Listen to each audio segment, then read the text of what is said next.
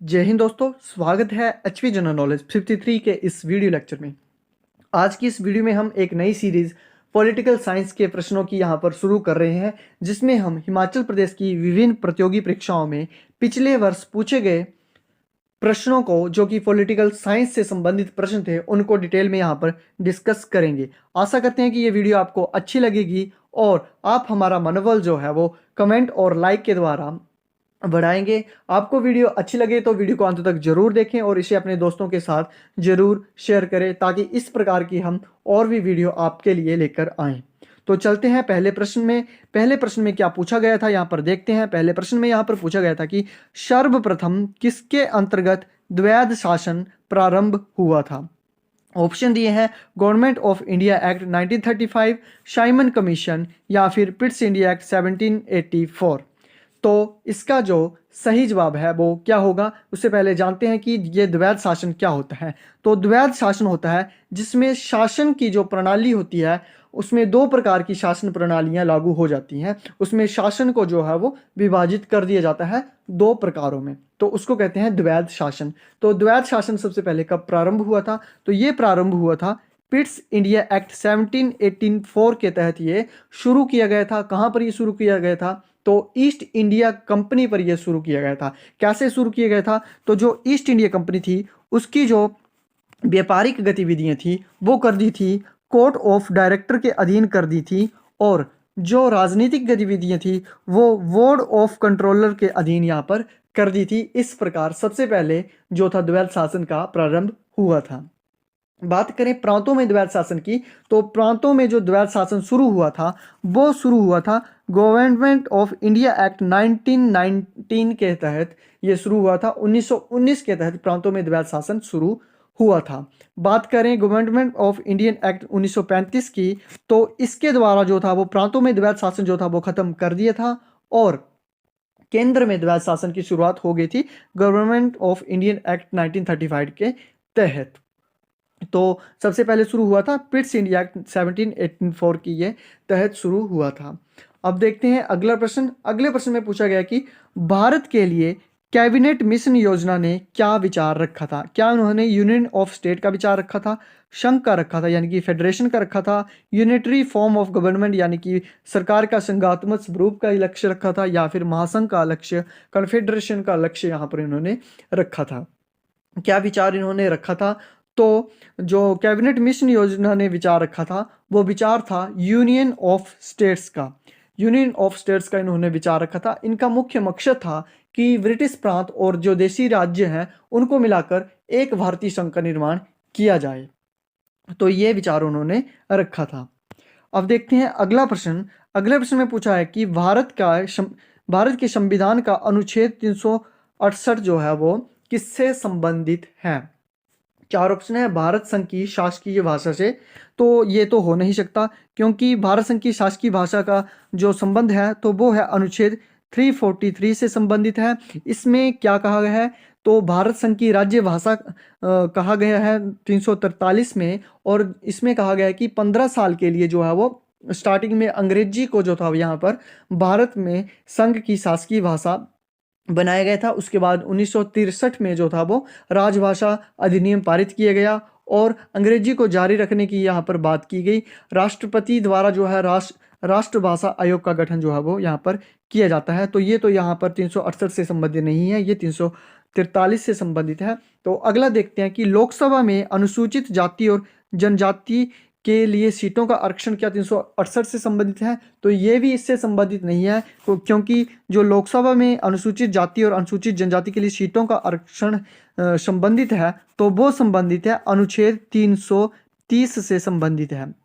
अनुच्छेद 330 क्या बोलता है कि लोकसभा में अनुसूचित जातियों जनजातियों के लिए जो है वो सीटों का जो है आरक्षण यहाँ पर रखा जाएगा। तो ये 330 से संबंधित है, तो ये भी यहाँ पर 368 से संबंधित नहीं है। तीसरा जो ऑप्शन है वो है वित्तीय आपातकाल, तो वित्तीय आपातकाल जो है 360 से संबंधित है, तो ये भी यहाँ पर इसका ऑप्शन सही नहीं है। तो चौथा ऑप्शन बचा भारतीय संसद की संविधान में संशोधन की शक्तियाँ, तो ये जो है 368 से संबंधित है।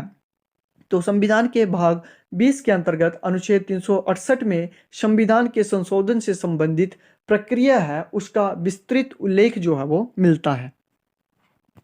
अब देखते हैं अगला प्रश्न। अगले प्रश्न में पूछा है कि भारत में एकल नागरिकता जो है वो किसकी देन है? क्या ये कनाडा की देन है, ब्रिटिश संविधान की देन है, यूएस संविधान की है, या फिर आयरिश की देन है? तो कनाडा की संविधान की देन तो यहाँ पर नहीं हो सकती, क्योंकि कनाडा से जो है वो शक्तियों का विभाजन मिला है, संघात्मक शासन मिला है, केंद्र द्वारा राज्यपाल की नियुक्ति जो है वो कनाडा के संविधान द्वारा यहाँ पर ली गई है। दूसरा है यूएस संविधान। तो यूएस संविधान से यहाँ पर प्रस्तावना, मौलिक अधिकार, सर्वोच्च न्यायालय का गठन और उपराष्ट्रपति का पद इत्यादि जो है वो यूएस संविधान से यहाँ पर लिया गया है। जो तीसरा ऑप्शन है उसमें आयरिश संविधान है। तो आयरिश संविधान से लिए गए हैं यहाँ पर राज्य के नीति निर्देशक तत्व और राज्यसभा के सदस्यों का जो निर्वाचन है वो आयरिश संविधान से लिया गया है। तो इसका जो सही उत्तर है वो है ब्रिटिश संविधान। ब्रिटिश संविधान से जो लिया गया है वो ली गई है यहाँ पर एकल नागरिकता, सिंगल सिटीजनशिप यहाँ पर ली गई है ब्रिटिश संविधान से। तो अब देखते हैं अगला प्रश्न। अगले प्रश्न में पूछा गया है कि समाजवाद से क्या संबंध है? समाजवाद से यहाँ पर क्या तात्पर्य है, क्या संदर्भ यहाँ पर है? तो समाजवाद का जो अर्थ होता है, तो उत्पादन व वितरण का जो स्वामित्व है राज्य सरकार के नियंत्रण में रहता है, उसको बोलते हैं समाजवाद। तो यहाँ पर जो सही उत्तर होगा वो होगा ऑप्शन सी, राज्य नियंत्रित अर्थव्यवस्था। यानी कि जो उत्पादन व वितरण का स्वामित्व है वो राज्य सरकार के नियंत्रण में रहता है यहाँ पर, या राज्य नियंत्रित अर्थव्यवस्था यहाँ पर रहती है, उसको बोलते हैं समाजवाद। तो ऑप्शन सी जो होगा बिल्कुल सही जवाब होगा, आपने यहाँ पर ये ध्यान रखना है। तो अगला प्रश्न यहाँ पर देखते हैं कि भारत का संविधान जो है वो भारत को क्या दर्शाता है? क्या इसे राज्यों का संघ दर्शाता है, भारत वर्ष दर्शाता है, एक संघीय राष्ट्र दर्शाता है, या फिर इनमें से कोई भी नहीं? तो अभी हमने पीछे डिस्कस किया, तो राज्यों का संघ जो है वो भारत का संविधान यहाँ पर दर्शाता है, भारत का संविधान भारत को। अब देखते हैं अगला प्रश्न। अगला प्रश्न है कि आधार एक कार्यक्रम है, किस प्रकार का कार्यक्रम है? तो आधार क्या वरिष्ठ नागरिकों की सहायता करने के लिए है, भारतीय निवासियों को पहचान प्रदान करने के लिए है, सामाजिक सुरक्षा के लिए लोगों को प्रशिक्षित करने का है, या फिर इनमें से कोई भी नहीं? तो इसका जो सही जवाब है वो है ऑप्शन बी, भारतीय निवासियों को पहचान प्रदान करने का एक कार्यक्रम है आधार। आधार जो है 12 अंकों की एक विशिष्ट पहचान है। कब लागू हुई थी? 28 जनवरी 2009 से ये लागू हुई थी। और इन्फोसिस के संस्थापक जो थे नंदन नीलकनी, वो उनको इसका जो था वो अध्यक्ष बनाया था, चेयरमैन उनको बनाया गया था। सितंबर 2010 में जो है वो प्रायोगिक तौर पर सबसे पहले महाराष्ट्र से शुरू हुई थी। जो 12 अंकों की विशिष्ट पहचान देने का जो कार्यक्रम शुरू हुआ था सितंबर 2010 में शुरू हुआ था, और 28 जनवरी 2009 को इसकी जो थी वो नोटिफिकेशन इसकी जारी हुई थी। अब देखते हैं अगला प्रश्न। अगले प्रश्न में पूछा है कि भारत में प्रेस की स्वतंत्रता कैसी है? क्या ये अभिव्यक्ति की स्वतंत्रता के अधिकार में निहित है, संविधान में विशेष रूप से प्रदत्त है, संसदीय नियम के अंतर्गत जनता के लिए उपलब्ध है, या फिर इनमें से कोई भी नहीं? तो इसका जो सही उत्तर है वो है ऑप्शन ए, अभिव्यक्ति की स्वतंत्रता के आधार में निहित है भारत में प्रेस की स्वतंत्रता। अगला प्रश्न यहाँ पर देखेंगे कि भारत में मत देने का अधिकार कैसा है? क्या ये संवैधानिक अधिकार है, मौलिक अधिकार है, प्राकृतिक अधिकार है, या फिर विधिक अधिकार है? तो इसका जो सही जवाब है वो है ऑप्शन ए, संवैधानिक अधिकार, यानी कि कॉन्स्टिट्यूशनल राइट है भारत में वोट देने का अधिकार। भारतीय संविधान के अनुच्छेद 325 व 26 के अनुसार प्रत्येक वयस्क नागरिक जो कि पागल ना हो या फिर अपराधी ना हो, उसको जो है मताधिकार यानी कि मत देने का अधिकार प्राप्त है। अब देखते हैं अगला प्रश्न है कि आरटीआई अधिनियम का उद्देश्य क्या है? क्या सार्वजनिक प्राधिकरणों से सूचना तक पहुंच सुनिश्चित करना इसका उद्देश्य है, या फिर सार्वजनिक स्थानों पर सरकार द्वारा सूचना प्रदान करना इसका लक्ष्य है, या फिर सूचना प्राप्त व्यक्ति द्वारा आम जनता को सूचना प्रदान करना इसका उद्देश्य है? तो इसका सही जवाब है ऑप्शन ए। तो आरटीआई अधिनियम का जो मुख्य उद्देश्य है तो सार्वजनिक प्राधिकरणों से सूचना तक पहुंच जो सुनिश्चित करना, यहाँ पर इसका मुख्य उद्देश्य है। कब लागू किया गया था? 2005 में इसे जो लागू किया था, उसके बाद काफ़ी घोटाले भी इसके द्वारा उजागर हुए थे, जैसे कि 2G घोटाला था, वो भी एक आरटीआई कार्यकर्ता ने यहाँ पर उजागर किया था, काफ़ी बड़ा घोटाला था। 2,06,645 करोड़ रुपए का ये घोटाला था। 2010 का कॉमनवेल्थ घोटाला जो था वो भी आरटीआई अधिनियम आरटीआई के द्वारा ही यहाँ पर ये उजागर हुआ था। तो देखते हैं अब अगला प्रश्न कि मौलिक कर्तव्य को कोई भी किसके द्वारा प्राप्त नहीं करते हैं? क्या सामाजिक स्वीकृति द्वारा, नैतिक स्वीकृति द्वारा, या फिर राजनीतिक स्वीकृति द्वारा, या फिर विधिक स्वीकृति द्वारा? तो मौलिक कर्तव्य जो है उनको राजनीतिक स्वीकृति द्वारा प्राप्त नहीं किया जा सकता। भारतीय संविधान में मौलिक कर्तव्यों को जो है वो सरदार स्वर्ण सिंह समिति की सिफारिश पर 42वें संविधान संशोधन 1976 यानी कि 1976 के तहत जो था वो समाहित किए गए हैं। संविधान का अनुच्छेद 51 क जो है वो मौलिक कर्तव्यों का प्रावधान यहाँ पर करता है और राजनीतिक स्वीकृति द्वारा मौलिक कर्तव्य कोई भी प्राप्त नहीं कर सकता। अब देखते हैं अगला प्रश्न। अगले प्रश्न में पूछा गया है कि राज्य के नीति निर्देशक सिद्धांतों में वर्णित समान नागरिक संहिता क्या सुनिश्चित करती है? क्या यह राष्ट्रीय सुरक्षा सुनिश्चित करती है, राष्ट्रीय एकता सुनिश्चित करती है, या फिर आर्थिक समानता ये सुनिश्चित करती है? तो इसका सही जवाब है जो राष्ट्रीय एकता है ये वो सुनिश्चित करती है। मतलब कि हम सभी एक हैं, चाहे हम किसी भी धर्म से हों, क्षेत्र के हों, जाति के हों, हम राष्ट्रीयता से हम भारतीय हैं। तो ये जो है वो राष्ट्रीय एकता सुनिश्चित करती है राज्य के नीति निर्देशक सदस्य। नीति निर्देशक तत्व जो है सबसे पहले आयरलैंड में जो थे लागू किए गए थे। अब देखते हैं अगला प्रश्न कि कौन भारत के उपराष्ट्रपति के पद पर लगातार 2 अवधि तक रहे थे? तो ऑप्शन है बीवी गिरी, आर वेंकट रमन, डॉक्टर एस राधाकृष्णन। तो इसका सही जवाब है ऑप्शन सी। ऑप्शन सी यानी कि डॉक्टर सर्वपल्ली राधाकृष्णन जो थे 1952 से लेकर 1962 तक जो थे वो सबसे ज़्यादा अवधि तक उपराष्ट्रपति के पद पर रहे थे। 1952 में ये बने थे, फिर 1957 में ये बने थे। 5 सितंबर 1888 को इनका जन्म हुआ था। कहाँ पर हुआ था? तमिलनाडु में इनका जन्म हुआ था। 5 सितंबर को इनके जन्म दिवस पर एक दिवस मनाया जाता है 5 सितंबर को। आपने कमेंट करके बताना है कि वो कौन सा दिवस जो है वो इनकी जयंती पर जो है वो मनाया जाता है। अगला प्रश्न है कि निम्नलिखित में से किसके प्रति मंत्रिपरिषद सामूहिक रूप से उत्तरदायी होती है? तो मंत्रिपरिषद जो है सामूहिक रूप से किसके प्रति उत्तरदायी होती है? तो वो होती है लोकसभा के प्रति। अनुच्छेद 75 में स्पष्ट रूप से कहा गया है कि जो मंत्रिपरिषद है वो सामूहिक रूप से लोकसभा के लिए उत्तरदायी होगी। अगला प्रश्न है कि स्वतंत्र भारत के प्रथम विदेश मंत्री कौन थे? ऑप्शन ए है जवाहरलाल नेहरू, दूसरा है लाल बहादुर शास्त्री, तीसरा है गुलजारी लाल नंदा। तो गुलजारी लाल नंदा जो थे वो भारत के प्रथम कार्यवाहक प्रधानमंत्री थे जो कि जवाहरलाल नेहरू की मृत्यु के पश्चात बने थे। लाल बहादुर शास्त्री की बात करें तो ये भारत के दूसरे प्रधानमंत्री थे और भारत के जो पहले प्रधानमंत्री थे वो थे जवाहरलाल नेहरू। तो 15 अगस्त 1947 को जो था विदेश मंत्रालय, राष्ट्रमंडल संबंध मंत्रालय और वैज्ञानिक अनुसंधान मंत्रालय जो था वो इनके पास था।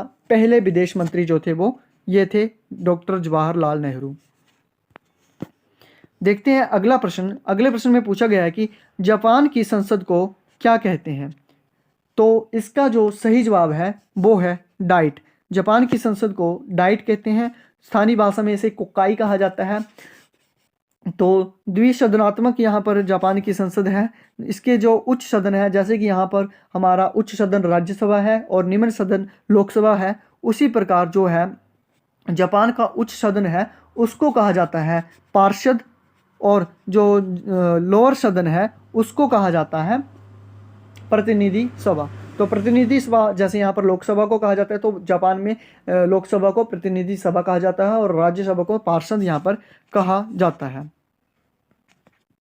तो अगला प्रश्न है कि राज्यसभा के स्थायी सदस्य कितने हैं? तो राज्यसभा के स्थायी सदस्य कुल 250 हैं। 238 निर्वाचित सदस्य होते हैं और 12 जो हैं वो मनोनीत किए जाते हैं। किसके द्वारा मनोनीत किए जाते हैं? तो ये मनोनीत किए जाते हैं राष्ट्रपति के द्वारा। कुल सदस्य कितने होते हैं? 250।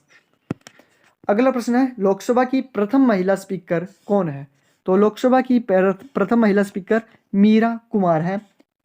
कब बनी थी? 3 जून 2009 को बनी थी और ये निर्विरोध जो थी वो चुनी गई थी।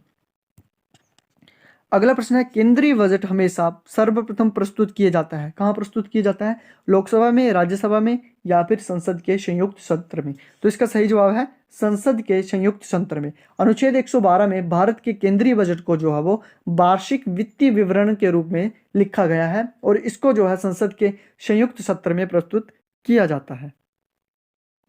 अगला प्रश्न है संसद के संयुक्त सत्र की अध्यक्षता कौन करता है? तो संसद के संयुक्त सत्र की अध्यक्षता जो करता है तो वो करता है लोकसभा अध्यक्ष, यानी कि लोकसभा स्पीकर जो है संसद के संयुक्त सत्र की अध्यक्षता करता है। जबकि इसको बुलाया किसके द्वारा जाता है? तो राष्ट्रपति के द्वारा इसको जो है वो बुलाया जाता है।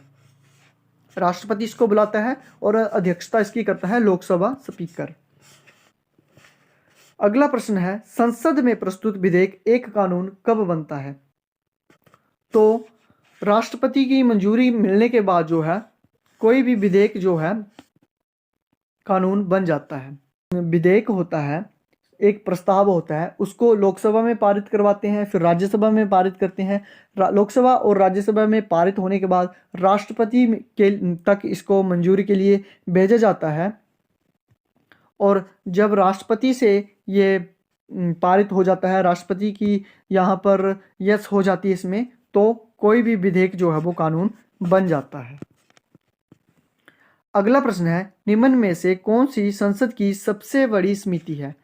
तो इसका सही उत्तर है प्राक्कलन समिति, यानी कि दी कमेटी ऑफ एस्टीमेट जो है वो संसद की सबसे बड़ी समिति है। इसका गठन कब हुआ था? तो 1950 में इसका गठन हुआ था। तत्कालीन वित्त मंत्री थे जॉन मथाई, उनकी सिफारिश से इसका गठन किया गया था।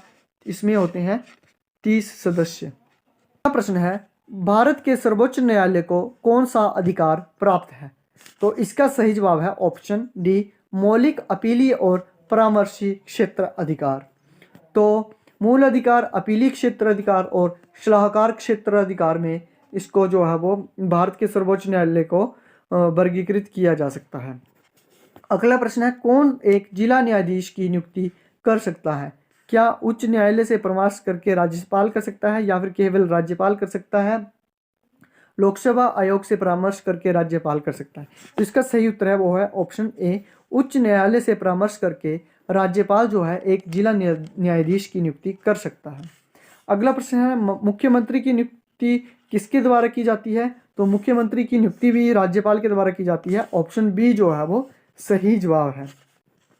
अगला प्रश्न है भारत में पंचायती राज व्यवस्था कब लागू की गई थी? तो भारत में पंचायती राज व्यवस्था जो लागू की गई थी वो की गई थी 1959 में। कहाँ पर लागू की गई थी? तो यह राजस्थान के नागौर जिले में लागू की गई थी। किसके द्वारा लागू की गई थी? तो जवाहरलाल नेहरू द्वारा की गई थी। 2 अक्टूबर 1959 को ये लागू की गई थी। अगला प्रश्न है समवर्ती सूची में समाविष्ट हैं कितने विषय समाविष्ट हैं समवर्ती सूची में? तो समवर्ती सूची में जो 52 विषय जो है वो समाविष्ट हैं।